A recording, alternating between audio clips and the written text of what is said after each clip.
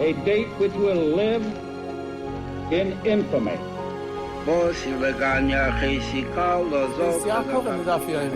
Both of those projects, initiatives, got off the ground because of the Ger. For the 11 Olympic team members slain in West Germany, the Olympic Games... Zugerecht waren Brüder in Amerika. So 1000 Shabbos at this guitar. Out of the 24 who were killed were Americans who had come to learn in Hebron. I say 1 million Jewish children who were made to be cut loose.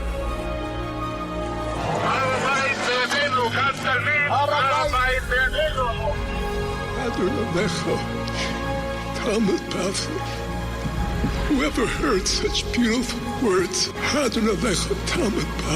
It is never too little. It is never too late. And it is never enough. Jewish History Soundbites, bringing alive the world of our glorious past.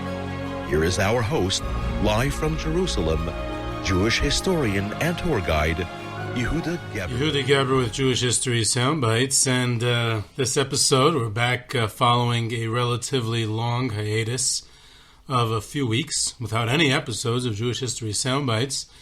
It was summertime, and also I was investing a bit into the Jewish future for a change, which necessitated taking a short break from delving into the Jewish past. I do appreciate the love expressed by the many listeners who inquired as to where I was and why there hasn't been any episodes lately, so thank you all. And actually, it led me to think that maybe this is Kedai to do once in a while, just to take a break, just to be able to feel missed. It's a real boost to my self-esteem.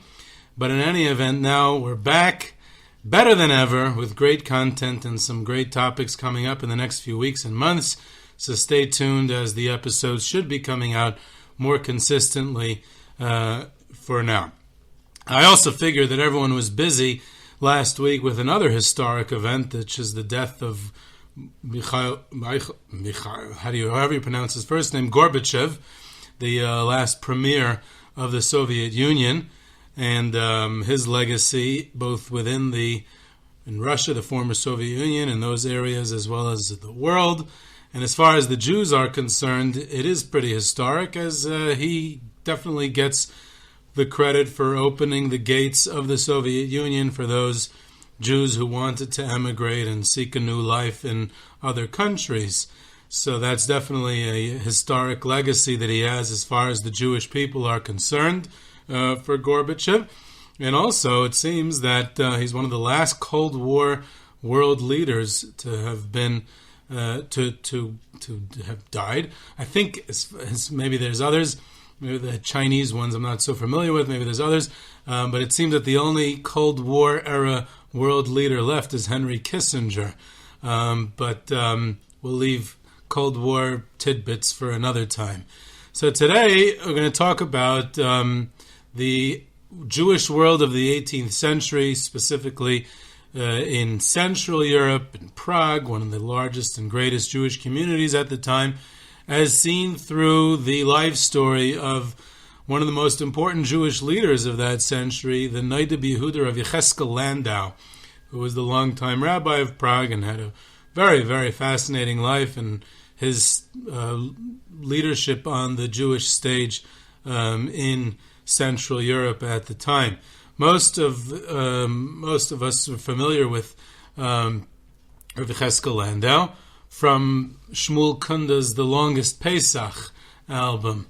That's where his claim to fame is, and that was definitely the first source I had growing up about Rav Yechezkal Landau, the Noda B'yehuda. Is that a true story, by the way? Who knows? I don't know for sure. Definitely Solomon Wind, who's one of the biographers of the Noda B'yehuda, cites it as a true story. I don't know if any other biographers, and he has many biographers, and much research has been done on him, one of the most written about personalities of modern Jewish history. So I don't know if it is actually a true story or not. I assume that Solomon Wind's account is where Shmuel Kunda himself got it from. in any event, I don't know, even if it is a true story, I don't know if Simon the Baker's bakery, with all its tricks and fakery, is still around in Prague. I definitely haven't seen it on any of my tours that I've brought the groups for. Like I said, there are many, many sources on the Noda B'yehuda, loads of books. One of my favorite is Maoz Kahana, his latest book. I don't even know if it's his latest anymore. One of the greatest researchers today, but he has this incredible book, Noda B'yehuda ad Chatam Sofer, where he examines both the Noda B'yehuda and the Chassam Sofer and the Jewish world in between the two.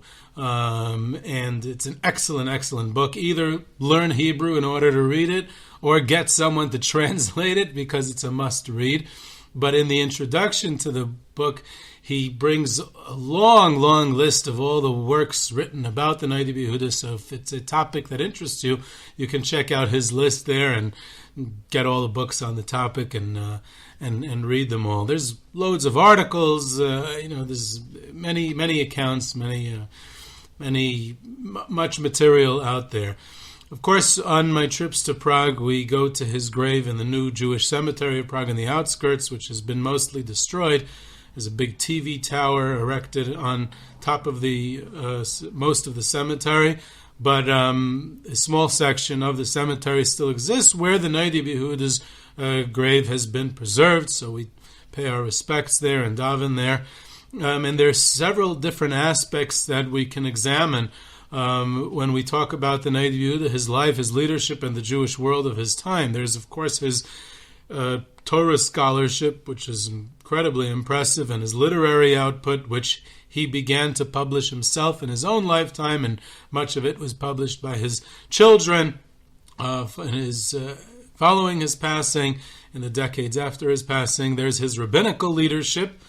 There's his national leadership on the national Jewish scene, not just his rabbinical leadership primarily in Prague, but also before that in Brod and Yampula in Eastern Europe, but also on the national scene, where he was a moderator in different disputes, where he took an active part in other disputes, where he took initiative, where he represented the Jewish people to the Habsburg government of Austria, and internally and externally, he was the face of traditional Jewish life in many respects.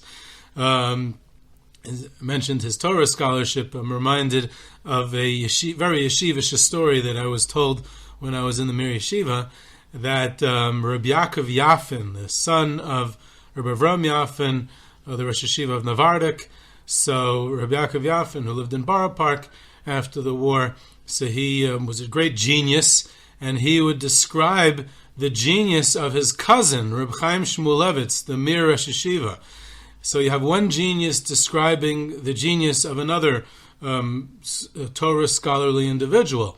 And how would Reb Yaakov Yafin describe the genius of his cousin, Reb Chaim Shmulevitz? He would say that he knows the commentary of the Tzlach, which is the Noda B'yehuda. Rav Yechezkal Landau authored a commentary on Shas called the Tzlach Tzion L'Nefesh Chaya, named for his mother, whose name was Chaya, naturally.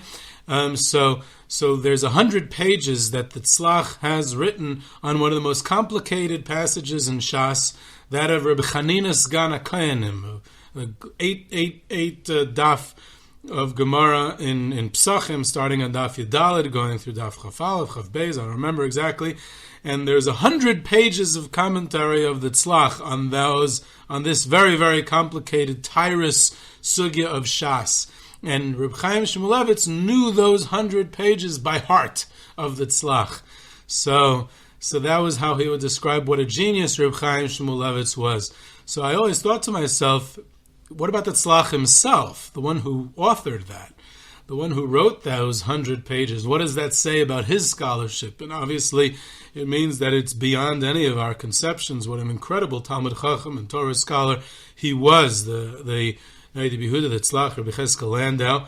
He's born in Poland, in the old Polish kingdom, And he eventually comes to Central Europe much later, to Austria, to Prague much later. And his emergence as a leader starts already when he's still in Poland. He comes from a very aristocratic, important Jewish family in Apta, in Galicia, in Poland at the time. And the Jewish world that he's born into, he's born in 1713. He spans pretty much the entire 18th century, from 1713 to 1793, is when he passes away in Prague. And Shmuel Feiner, another great researcher of our time, has, among the many, many good books he's written, but he's recently authored a 2-volume work, which is what he calls a biography of the 18th century, the Jewish 18th century, where he basically profiles the 18th century of the Jewish world as if it was a personality, as if it was a biography, which is a really, really creative way of doing it. And it's an excellent book. And the Jewish 18th century is fascinating as it's on the cusp of change, as both in general society and as a result, of course, in Jewish society. There's all these political changes, and if we go into the world of the Noda B'yehuda, then we're talking about in Austria, where he spent the latter half of his life, of Maria Theresa, Empress Maria Theresa, the Habsburg Emperor of the Holy Roman Empire, and of Austria, which is of Austria, and the political changes that result as a result of her leadership, and as well as of her son, Joseph II, who succeeds her in 1780. There's the military aspect as well. There's the 7 Years' War, which goes from 1756 to 1763. It actually starts 2 years earlier on the other side of the world. What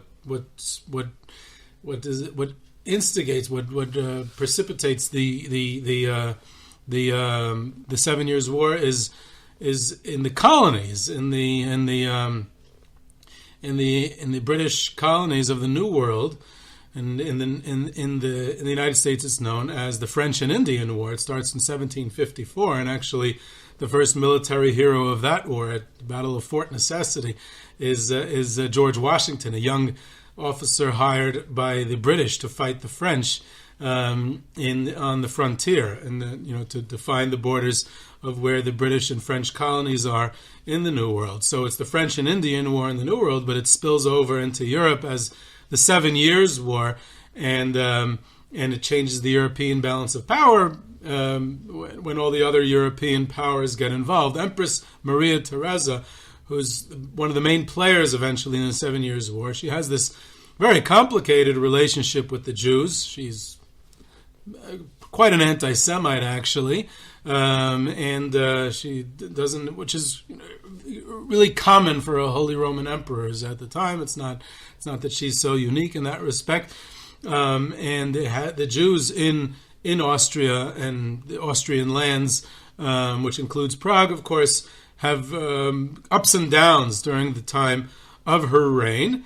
And what's interesting is that the Noda B'yehuda has to navigate it around, as the rabbinical leader of Prague for all those years, has to navigate around this relationship, and he tries to do anything he can to express the Jewish patriotism and support in the 7 Years' War, and praying for Maria Theresa's health in a public prayer, and trying to maintain a good relationship with her and her government for the betterment of the Jewish people. So there's this interesting, there's this, towards the end of her reign, she does, I don't know if she has a good relationship with her Jewish subjects, but definitely not as bad as it was in the earlier years of her reign, possibly as a result of the leadership of the Noda B'yehuda.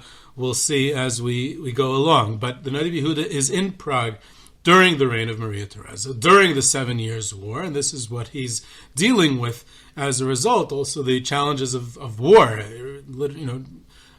irregardless of who's in charge, the war brings challenges. People are fleeing the city. The Noda B'yehuda does not. He stays with his community. The food shortages, disease spreading, all the problems that warfare brings.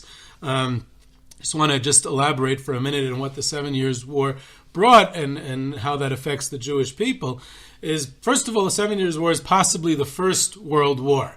150 years, maybe even more, 170 years or so before what we call World War I. This is already a global conflict that's fought on multiple continents with multiple world players. There's a realignment of traditional allies. At this particular war, England and Prussia go against France and Austria.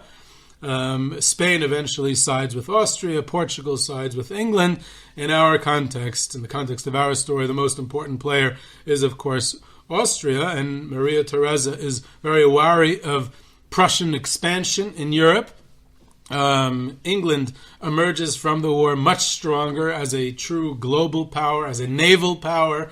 Austria was less the center that it had traditionally been as a result of the 7 Years' War. Prussia emerges as a dominant force in Europe for the first time, which alters the European balance of power. The Holy Roman Empire and Austria as its center, Vienna as its center, is now not the dominant force in Central Europe. Prussia and Berlin emerges stronger. And you have to bear in mind that this precedes the partitions of Poland by just a few years. So a few years down the road, both Austria and Prussia are going to bite out chunks of the Polish kingdom. So it's in the shadow of the recent 7 Years' War.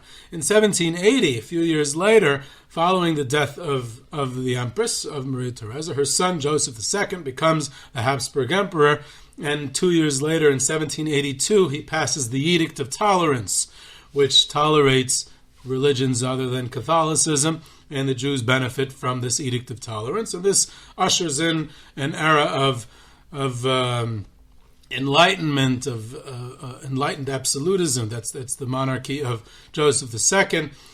Soon after, the first draft of Jews into the Austrian military is passed. So there's this slow integration of Jews into Austrian society. So this is the beginning of emancipation, the beginning of citizenship, and this is before the French Revolution. So it's important to note that. And as chief rabbi of Prague, Rav Yechezkal Landau is directly involved in reacting to the government implementation of these reforms. He's involved in the new government Jewish school, which was established in Prague, and it's a compulsory education, new government schools for the Jewish subjects. It obviously included a general education, so he's involved in that school, and he doesn't have any tremendous opposition to that school, which I don't know if he could have had because it was the government ordained. He delivered a famous address to the first batch of Jewish recruits into the Austrian military. So he's involved in the draft as well, and other aspects as well, which we'll perhaps explore as we go along. But there's this reaction to the forces of modernity, and like I always speak about on this podcast, this is primarily coming from the outside. This is the governments that are changing, the military aspect, the political aspect, external forces, the Enlightenment, that's all external, and the Jewish internal reactions of Haskala, which is also present at the time in Prague, is on a much more minor scale than the external forces of government and those changes that result from that. So Prague is in the 18th century is one of the largest Jewish communities in Europe, one of the most prestigious Jewish communities in Europe. It's still in its glory days of Prague. It's still very traditional, and one of the aspects of the community that still exists in Prague, which the Noda B'yehuda is very much dealing with, is Sabbateanism. Followers of Shabtai Tzvi, a half a century after the conversion and later death of this false Messiah.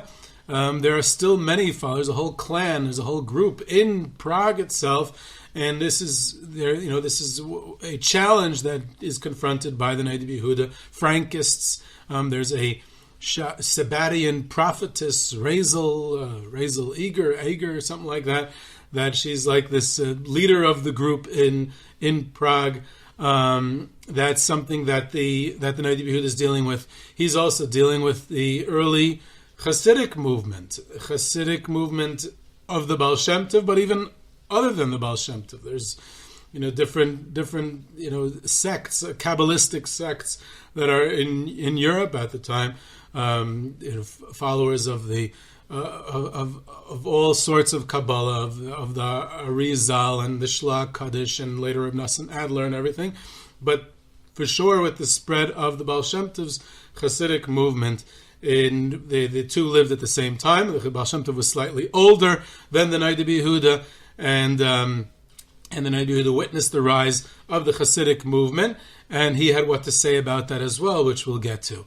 He also, in his later years, especially in Prague, he deals with the rise of the early Jewish Haskala, the Jewish Enlightenment, and progressive movements, the rise of modern scientific research and its influence on the world of Rav Yechezkal Landau and the way and Talmudic Psak Halacha and all that. This is a whole milieu of what Rav Yechezkal Landau is dealing with during his years in the Prague rabbinate. There's also internal Jewish controversies that he's involved with. There's what I devoted an episode to a few months ago, the Get of Kleves, the Kleva Get, which the Noda B'yehuda became one of the main opponents of the Frankfurt rabbinate, so much so that they banned him or any of his descendants from ever becoming the rabbi in Frankfurt. And there's that huge controversy, which I discussed there. There's the Rav Emden Rav Eybeschutz dispute, which the Noda B'yehuda attempted to serve as a moderator in that dispute. This is an era of Torah giants. I mean, we just mentioned a few, Rav Emden Rav Eybeschutz. There's all the members of the Get of Kleves that the Noda B'yehuda was a prestigious member of himself. This is the time of the Baal Shem Tov that I mentioned. Of course, the Vilna Gaon is alive during most of the Noda B'yehuda's life as well. The Shagas Aryeh is a rabbi at the time. The Pnei Yeshua is a rabbi at the time, and many, many others. This is a world of giants in Europe, and yet he, Rav Yechezkal Landau, as a rabbi, as a halachic posek, as a teacher, as a Rosh Yeshiva, and most importantly as a leader and statesman, he towered above others. He was world renowned in the Jewish world. He also towered physically too. He was very tall, very imposing. He had a strong personality. He had charisma. He was an aristocrat. He was a very, very dominant leader on the Jewish scene. It's interesting that most of the famous rabbis at the time were Polish rabbis who migrated west to Germany, to Austria, which is a general topic for another time, how for centuries Germany imported most of its rabbis from Eastern Europe, from Poland. And this is way before the Haskala and reform and assimilation wiped out orthodoxy in Germany and Austria. This is going on since the 1600s. So it's funny because recently someone was trying to convince me that German Jewish rabbinical leadership did not decline in the modern era and continued to flourish. And one of his proofs was producing a list for me of a slew of rabbis who served in Germany during that time. So my reaction to that list was, I laughed at him. Hope he didn't get insulted. Most of the people on his list were Polish rabbis who were imported to Germany. So that definitely is testimony to a flourishing of rabbinical Jewish life in Germany during those centuries. But that's, like I said, a topic for another time. It's actually a fascinating topic for another time. I hope to cover it one day. The Noda B'yehuda himself was like that. He's born in Apta in 1713, which is a town, of course, in Galicia. And he becomes a member of the famous Get of Kleves, one of the most interesting places of Jewish scholarship, fermenting Torah scholarship in a very unique way, in classic scholarship, in new ways of halacha and psak and in Kabbalah and all kinds of interesting things in the Kleves in Brody. Brody was a very prominent city at the time, center of commerce at the time in southern Poland, and it was a very, very prominent Jewish community, one of the most prominent Jewish communities in the entire world at the time. And during his time at the Get of Kleves, so other members, along with Rav Yechezkal Landau, the young Rav Yechezkal Landau, were the Beis Ephraim Zalman Margolis, Reb Chaim Sanzer, which is not the Divrei Chaim of Tzanz, who came well over a century later. This is Reb Chaim Sanzer, one of the Achrayim, one of the great poskim of his day, one of the great Torah leaders of his day, who was a mentor and teacher of Rabbi Yechezkal Landau. Rabbi Meshulam Igra, Rabbi Gershon Kitover, who was the brother-in-law of the Baal Shem Tov. This is, of course, before the Baal Shem Tov appears on the Jewish scene. Rabbi Reuven Margolis, who was another later student of the Baal Shem Tov. There was Reb Zev Olisker, who, though not as famous, he had a decisive impact on Rav Yechezkal Landau's method of study, his Talmudic analysis and psak. And although Rav Yechezkal Landau would later have a reputation as an opponent, a misnagid of the nascent Chassidic movement, he has a very, very famous halachic responsa where he is against l'shem yichud, against reciting l'shem yichud before doing any mitzvah. Before the Chassidic Kabbalistic custom was to recite l'shem yichud, a very formula in preparation for observing many, many mitzvahs. And he writes an entire halachic response against it, very critical of it.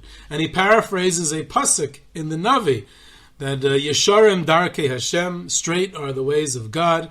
Tzadikim Yelchu Bam, the righteous go along that path, trod that path.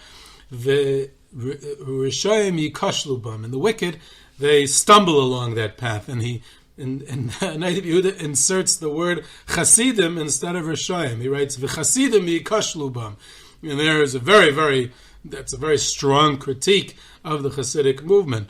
So he's known as an opponent of Chassidus, but unlike his contemporary, the Vilna Gaon, the Noda B'yehuda had first-hand encounters with Chassidim and Chassidic leaders.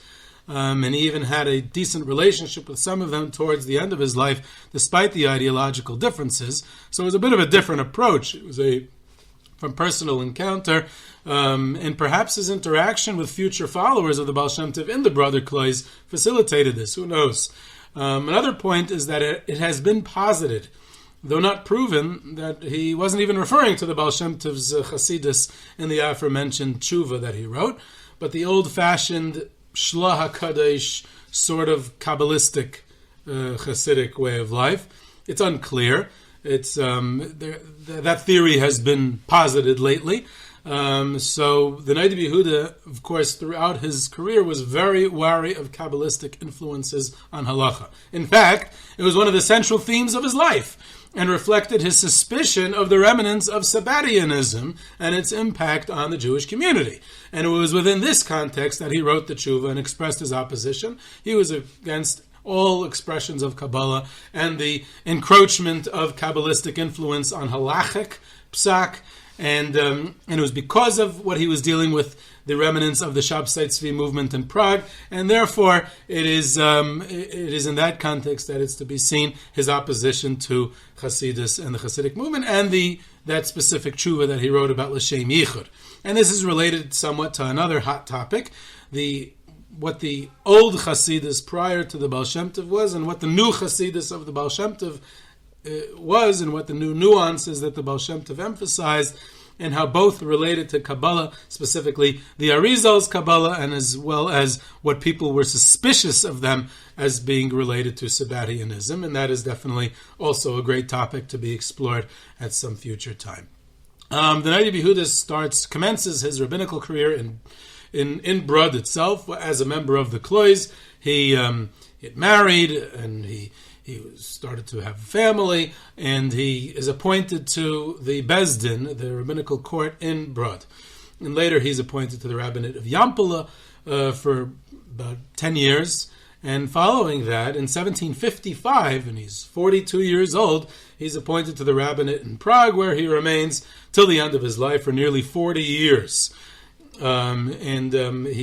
He's already famous, and that's probably why he's appointed to the Prague rabbinate, is because he had attempted to become a moderator in the dispute between Rav Emden Rav Eybeschutz and Rav Emden. And that brings him to the national fore. That means he's at the forefront of rabbinical leadership and dispute, is by trying to moderate in this terrible controversy that's going on, where he tries to convince Rav Emden Rav Eybeschutz to withdraw his amulets, his Kabbalistic amulets, and he tries to convince Rabbi Yaakov Emden to back off if he withdraws them, and they try to get this compromise worked out, and then he assumes the rabbinate in Prague, and he deals with the Shabbos Tzvi followers. He's dealing with the Chassidim in Eastern Europe. He's dealing with the early Haskala in Prague, the progressive movement, the early stages at the end of his life. He deals with the Kleves Get controversy in Frankfurt, like I said. He's dealing with the government, the military crisis, and he is his main role comes as a posek in halacha. Mos Kahana, that I mentioned before, that's his main theme of his entire book, is how the Noda B'yehuda is almost revolutionary in his halachic analysis about how he attempts to purify or clean up halacha from non-Talmudic influences. What are non-Talmudic influences, according to the Noda B'yehuda's view? Kabbalah, minhag, custom, any post-Talmudic law. In other words, he wants to return to the Shas, return to Chazal, return to the Gemara, to Talmudic law itself. A very interesting and almost modern approach, an almost scientific way of doing it, of cleaning out everything else, all these other, taking out minhag, taking out Kabbalah, taking out all these other stuff, and going back to what the Gemara itself, what Chazal meant, and that seems to be his approach throughout. And he gets involved in all kinds of halacha controversies and modern halacha controversies about allowing, to a certain extent, allowing shaving on Chol HaMoed, and his tshuva against hunting as a sport, and he deals with all these modern issues and grapples with them, and he's his opposition to leaving over to pushing off a levaya, to which is another modern issue, to pushing off a levaya, leaving over a mace overnight or for a lengthy amount of time. So he's dealing with all the hot button issues of his day. He succeeded Reb David Oppenheim, who was one of the most famous rabbis in Prague history, who had a great famous library of manuscripts and books, and so he was quite a prominent leader itself, and Prague was still the center of the Jewish world. And one of the interesting things that the Noda B'yehuda had was one of his main activities in the Prague rabbinate was he had a large and successful yeshiva with hundreds of students. And he delivered at least 4 shiurim daily, 2 in Gemara and 2 in Halacha. And that was all in the morning. His communal work and his bezdin was all in the afternoon. And the evening, he would write halachic responses to his queries around the world. He